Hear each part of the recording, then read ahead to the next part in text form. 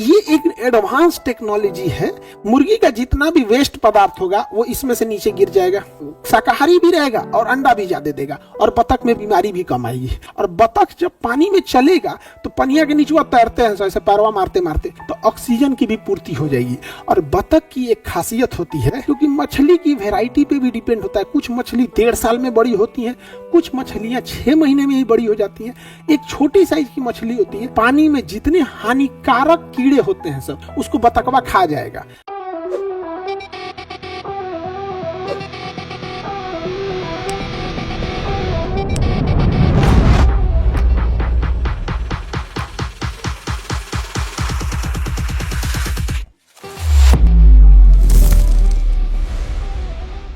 Integrated खेती, integrated इसे कहता है मिक्स्ड।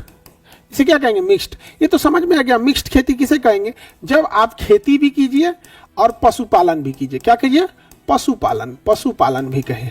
लेकिन ये क्या होता है? समेकित कृषि या खेती के साथ साथ ये एक एडवांस टेक्नोलॉजी है।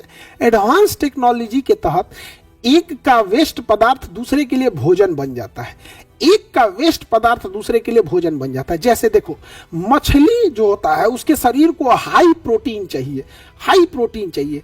लेकिन मुर्गी जो होती है सब, मुर्गी का जो बीट होता है, जो टॉयलेट लेट्रिन जो होता है मुर्गी का, वो बहुत ही ज्यादा हाई प्रोटीन मिनरल वाला होता है। तो जब हम उसमें डाल देते हैं तो मछली जो होती है वो उसको खा लेती है। मछली क्या कर जाती है? खा जाती है। लेकिन मछली का जो डाइजेस्टिव सिस्टम है ना, उसमें से केवल प्रोटीन निकाल लेता है, केवल प्रोटीन निकाल लेता है, बाकी उसके वेस्ट पदार्थ को फेंक देता है। जैसे हम नाक से सांस जब लेते हैं तो हम ऑक्सीजन नहीं लेते हैं, विभिन्न प्रकार की गैस लेते हैं, ऐसे कार्बन डाइऑक्साइड, CO2, कोई सिगरेट पी के धुआं उड़ाया है, कहीं कुछ हो रहा है, लेकिन हमारा फेफड़ा उसमें से केवल ऑक्सीजन छीन लेता है, बाकी सबको वापस कर देता है। उसी तरह जो मछली जो होती है, जो मुर्गी बीट करती है, जो उसका लेडी होता है, बीट होता है उसका, तो उसमें से केवल मछली का जो पाचन तंत्र है केवल प्रोटीन खींच लेता है, बाकी वेस्ट पदार्थ को फेंक देता है। तो समेकित कृषि ऐसे ही होती है। जैसे आप देखिए, यहां पर हम समेकित खेती में क्या कर सकते हैं? मुर्गी पालन। कौन सा? मुर्गी,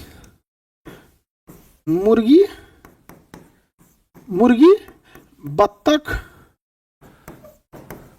मछली। अब समझो क्या है, ध्यान से समझो। मुर्गी के साथ बत्तख या मुर्गी पाल लीजिए, उसके साथ क्या पाल ले? मछली। अब जैसे ये तालाब है, ध्यान से समझो, ये तालाब हो गया, ये क्या हो गया? तालाब। अब यहां पर बना दो मुर्गी के रहने वाला, मुर्गी के रहने वाला यहां बना दो, यहां खंभा डाल देते हैं यहाँ पे, ताकि ये स्ट्रक्चर इस तरह बना रहेगा। इसमें पानी है, यहां पानी है।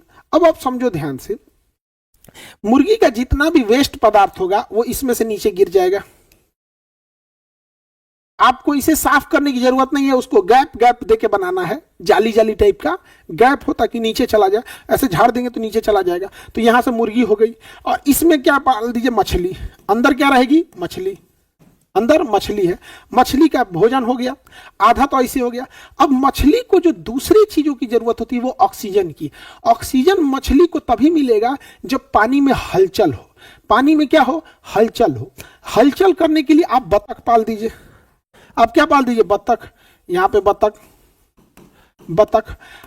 जो होते हैं सब ना, इसे पानी पसंद है। बतख जलीय जीव नहीं होते हैं, इसे पानी पसंद है। अच्छा, बतख में भी जो पीले रंग का बतख होता है ना, पुलिस की वर्दी की टाइप का होता है, खाकी कलर का, उसे खाकी कैम्बल कहते हैं।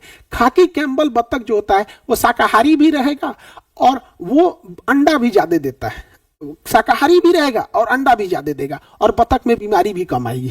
तो इधर से जो बतख का वेस्ट पदार्थ होगा वो भी गिरेगा, और बतख जब पानी में चलेगा तो पनिया के नीचे तैरते हैं ऐसे पैरवा मारते मारते, ढेर सारे बतख चलेंगे सब, तो ऑक्सीजन की भी पूर्ति हो जाएगी। और बतख की एक खासियत होती है कि वो पानी में जितने हानिकारक कीड़े होते हैं सब, हानिकारक कीड़े, उसको बतखवा खा जाएगा। हानिकारक कीड़े को बतख खा जाएगा तो पानी भी क्लियर रहेगा। तो इसे क्या कहेंगे? समेकित खेती, इंटीग्रेटेड फार्मिंग। समेकित खेती या इंटीग्रेटेड फार्मिंग। और बतख सब में आप रेगुलर रहिएगा, चूना उना का छिड़काव कीजिएगा। आप देखिए, मुर्गी और बतख, इन दोनों के बैठने का जगह जो होता है वो साफ रहना चाहिए। तो जरूरी है कि आप इसे हर हफ्ते चूने का छिड़काव करें। चूना नहीं छिड़केंगे तो बीमारी आएगा। तो जैसे इस पे चूना छिड़केंगे तो चूना नीचे गिरेगा, और जैसे चूना पानी इसमें गिरेगा ऑक्सीजन बना देगा। चूना पानी में गिरते क्या बनाने लगेगा? ऑक्सीजन। तो जो हम चूना छिड़काव किए मुर्गी की सफाई के लिए, बत्तख के सफाई करने के लिए, जब वो चूना नीचे गिरेगा तो ऊपर तो सफाई भी कर दिया, और नीचे जैसे पानी में गिरेगा तो रिएक्शन करके चूना क्या बनाएगा? ऑक्सीजन बना देगा।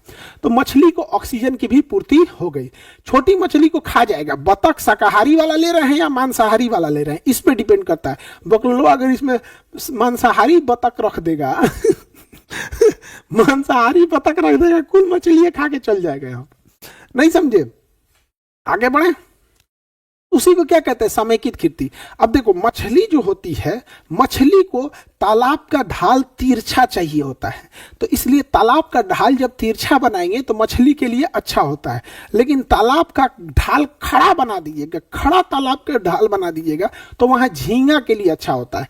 तो चारों कोना जो रहेगा उसमें एक कोना का ढाल एकदम खड़ा बना दीजिए, उधर झींगा पाल दीजिए, खत्म कहानी, हो गया झींगा। समझ में आ गया कि नहीं आ गया? तो इसी को क्या कहते हैं? समेकित खेती, इंटीग्रेटेड फार्मिंग कहेंगे। क्या कहेंगे? Integrated farming. तो बताओ, सबसे खराब इसमें कौन है? जीवन निर्वहन। उससे बेहतर है मिश्रित खेती, और मिश्रित से भी बेहतर है कौन सी खेती है? समेकित खेती है। समेकित खेती। अब ध्यान से समझो, ये जो तालाब है, ये तालाब के पास पानी रहेगा कि नहीं रहेगा? तालाब के पास पानी रहेगा तो इसके साइड साइड में आप केला का पेड़ बो सकते हैं। क्या बो सकते हैं? केला का पेड़, क्योंकि केला को बहुत ज्यादा पानी चाहिए। केला को क्या चाहिए? बहुत ज्यादा पानी चाहिए। हो गया, केला के पेड़ को बहुत ज्यादा पानी चाहिए, तो साइड साइड में आप क्या बो दीजिएगा? केला का पेड़ बो दीजिएगा। हो गया। इससे फायदा क्या होगा कि अगर आपके खेत में, आपके तालाब में कोई जलन से जहर फेंक दिया ना, तो मछली के मरने की संभावना फिक्स है कि मर जाएगी। लेकिन जहर फेंकने की जानकारी अगर आपको मिल गई और समय रहते आप ये केला का पेड़ काट के उसमें फेंक देंगे ना, तो आप केला में देखिएगा ना, अंदर ना सेल बने होते हैं, छोटे छोटे छोटे छोटे, उसमें ना मोखा मोखा बना होता है, तो खींच लेता है अपने अंदर। तो जहर के प्रभाव को 50% कम कर देगा अगर केला के डंठल को छोटा छोटा छोटा छोटा काट के अगर उसमें फेंक देते हैं तो। हालांकि बहुत कम चांसेज होता है। यहाँ से आदमी को जहर खिया दो तो बच ही नहीं पाता, जिसके पास बुद्धि, हाथ पैर, दिमाग सब कुछ है, तो मछली कहाँ बचेगी?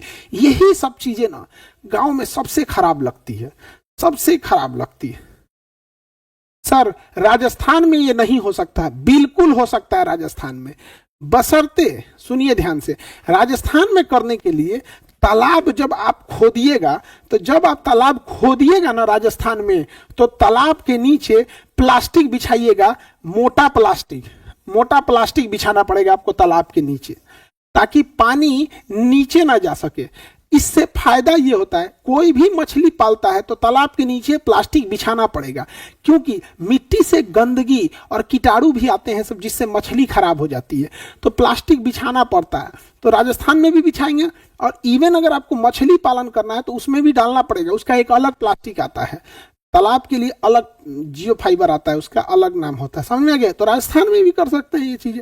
तो इंटीग्रेटेड फार्मिंग। अब जैसे धान का खेत है, जब धान बड़ा हो जाए, 1-1.5 महीना का धान हो जाए, मजबूत हो जाए, तो धान के खेत में आप बतख छोड़ दीजिए।